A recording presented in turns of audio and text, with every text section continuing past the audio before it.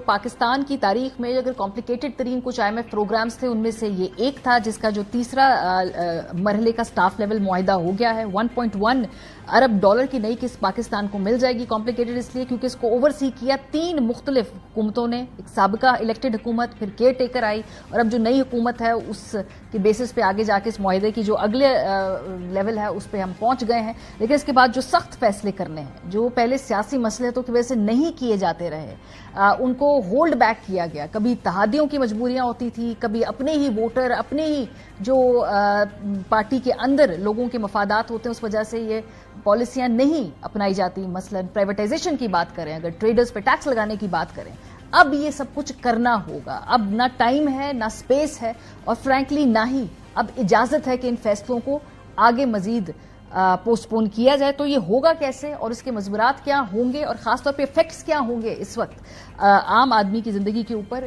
जरा थोड़ी इसमें रियलिस्टिक बात करेंगे। डॉक्टर मिफ्ता इस्माइल साहब हमारे साथ मौजूद हैं, साबिक वजीर खजाना। लेकिन उससे पहले मैं जरा ये आपको ख्वाजा आसिफ साहब की ट्वीट दिखाना चाहते हैं। लगता है ऐसे कि किसी ऑपोजिशन के शख्स ने ये ट्वीट की हो। ख्वाजा आसिफ साहब, जिनकी गवर्नमेंट जो है पिछले इलेक्शन से पहले कोई 18 माह रही थी, अब वो ये एक चीज ट्वीट करके दिखा रहे हैं जिसमें टैक्स का फर्क वो दिखा रहे हैं सैलरीड क्लास के, एक्सपोर्टर्स का और रिटेलर्स का, और बाकी जो बिजनेस और अदर रिटेलर्स हैं। उसमें वो दिखाना, ये आपको बेसिकली दिखा रहे हैं कि जो सैलरीड क्लास है यानी मिडिल क्लास है, उसके ऊपर जो टैक्स लगाए हैं उनका हुजम देखिए, और जो रिटेलर्स हैं उनके ऊपर जो टैक्स लगाया गया है उसका हुजम देखिए।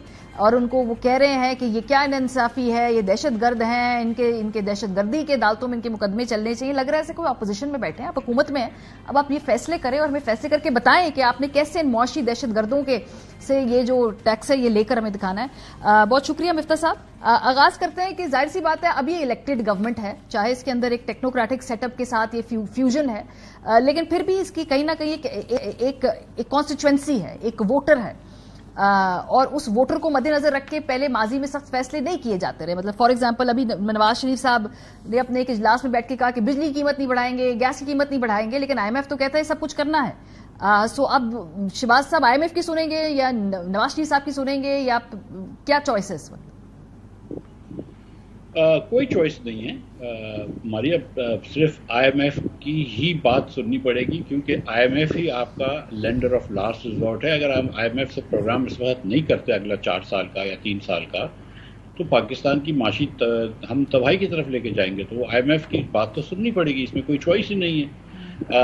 आप मार्जिन पे वो कर सकते हैं, और जो इस वक्त IMF बातें कर रहा है वो तो शायद हमें खुद भी कर लेनी चाहिए। और मैं तो ख्वाजा आसिफ साहब की एक्चुअली जो है वो ट्वीट की मैंने देखा नहीं है ट्वीट, लेकिन जो आपने बताया मैं तारीफ करता हूँ कि वो एक बात कर रहे हैं, ग्राउंड प्रिपेयर कर रहे हैं कि यार अगर आपने इस मुल्क को आगे लेके जाना है तो सबने हिस्सा डालना है। आप तो जिनकी गर्दन पतली है, जिन पे हाथ आसानी से पड़ सकता है, उन पे तो हुकूमत ने डाल लिया है, लेकिन जो धरने कर सकते हैं या शटर डाउन कर सकते हैं या दीगर चीजें कर सकते हैं, उनके ऊपर भी हाथ डालना जरूरी है।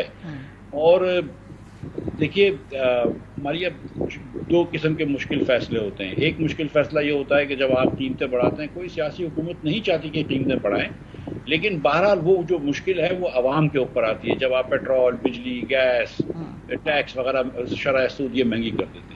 दूसरा मुश्किल फैसला होता है कि जिसके अंदर आप हुकूमत के अंदर चेंजेस करते हैं, आप NFC अवार्ड चेंज करते हैं, या आप निचकारी करते हैं, जिसके अंदर आप यूनियंस के ऊपर से यूनियंस को टेक ऑन करते हैं या दूसरी पॉलिटिकल पार्टीज को। ये हुकूमत के अपने ऊपर मुश्किल होती है। हमारी हुकूमत हमेशा अवाम की मुश्किल वाले तो फैसले कर लेती थी, अपने हुकूमत वाले फैसले, मुश्किल वाले फैसले नहीं कर रही थी। अब उसको ये करने होंगे। ये जो आपने दोनों बातें की ना, एक एक करके इन पे बात करते हैं, क्योंकि सबसे पहले जो ये सामने टेबल मौजूद है और इस पे बड़ी अच्छी स्टोरी शहबाज राना साहब ने पिछले साल की थी, मुझे अच्छी तरीके से याद है।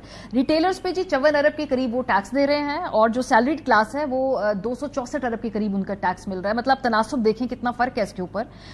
कोशिश की गई थी लास्ट टाइम, मुझे याद है आपने कोशिश की थी, वो टैक्स फिर वो आपको वापस करना पड़ा। अब कैसे लग जाएगा और उस वक्त क्यों वापस करना पड़ा, और अगर यही अब स्टेप उन्होंने करना पड़ेगा जो इवेंचुअली, तो अब सियासी तौर पे कोई रुकावट नहीं आएगी जो उस वक्त आई थी? देखिए सियासी तौर पे रुकावट थी, उस वक्त हमने प्रिपेयर कर ली थी। एक गलती मेरी भी थी कि हमने 3000 रुपए की बात की थी, लेकिन FBR ने गलती से वो 6000 कर लिया, लेकिन वो एक दिन में करेक्ट हो गई थी बात। उससे कंट्रोवर्सी हो गई, हमने कह दिया था कि नहीं ये 3000 है। हुआ ये था कि जाहिर है कि प्रेशर बढ़ा था, उसके अंदर कुछ اور بھی اب ریکارڈ کا حصہ ہے کہ کچھ اور بھی لوگ جو تھے مسلم لیگ کے اندر جنہوں نے اس کا بہت بڑا ہوا بنایا، تو اس کے بعد میاں نواز شریف اور مریم بھی ایکٹیو ہو گئے، اور اس کے بعد پھر شہباز صاحب نے بھی مجھے کہا، پھر میں نے کہا کہ چلو اس کو 2 مہینے ڈیلے کر دیتا ہوں، اس کو پھر اس کو دوسری طریقے سے امپلیمنٹ کروں گا، کیونکہ مجھے بجلی کی منسٹری بھی کہہ رہی تھی کہ بہت سارا بجلی کا بل بھی بڑھنا ہے، تو ایک ساتھ اتنے ہم وہ نہیں کرتے، اور میں نے آئی ایم ایف سے بات کر لی تھی کہ ہم 2 مہینے بعد ڈیلے کر کے کر لوں گا، تو وہ کوئی مطلب وہ انڈرسٹینڈنگ تھی کہ 1 اکتوبر سے ہو جائے گا، اور انفیکٹ اگر مجھے نہیں نکالا جاتا تو 1 اکتوبر سے تو وہ میں کر ہی رہا تھا۔ لیکن یہ بات آپ کی درست ہے کہ پولیٹیکل پریشر آیا تھا میرے اوپر، آپ نے خود ٹویٹ وغیرہ دیکھی ہیں کہ وہ اوپن ٹویٹ کری گئی تھی تاکہ پولیٹیکل کیپٹل بچا لیں اور میرے اوپر ڈال دیا جائے، لیکن دیکھیں ماریہ، ہمارا ٹیکس ٹو جی ڈی پی ریشو ہے 10%، 10% ہم قومی آمدن کا ٹیکس جمع کرتے ہیں، ہم اس میں زیادہ سے زیادہ ٹیکس جو ہے وہ مینوفیکچرنگ کے اوپر لیتے ہیں اور سیلریڈ کلاس کے اوپر لیتے ہیں، 2 لوگوں کے اوپر ہم ٹیکس لیتے ہیں۔